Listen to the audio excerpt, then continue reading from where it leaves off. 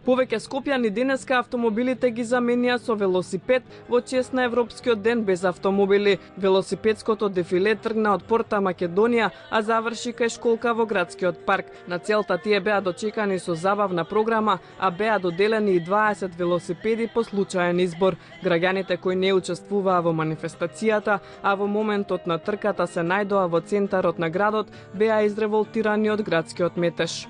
Не можевме да поминеме и не бевме вака информирани ни од медиумите ни ништо. Задоцнивте ли некаде? Да, фактички за факултет задоцнив. Има неколку обврски во институциите и тоа не е во ред. Мислам дека не е функционално, зашто одредените функции кои треба да се служат граѓаните може по инаков начин да се прават. Задоцнивме на кај Волково таму, да. Да. Со кола сме били, али немаше проблем, добро сме. Примарна цел на манифестацијата е да се зголеми трендот на користење на велосипедите во секојдневното движење на граѓаните. Возењето велосипед не само што го олеснува движењето, придонесува и за намалување на загадувањето на животната средина. Во денешната трка се приклучија и повеќе личности од јавниот живот кои ја поддржуваат оваа акција.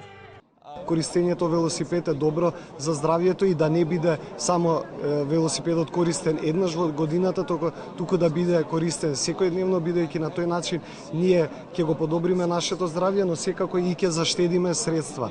Сакам да се заблагодарам и на останатите 20 градови од земјата кои што учествуваат во Европската недела на мобилност и се надевам дека следната година ќе имаме уште повеќе градови кои што ќе учествуваат. Оваа активност која што веруваме дека ќе влијае и во зачување на здравјето на учесниците и во зачување секако на животната средина и амбиенталниот воздух.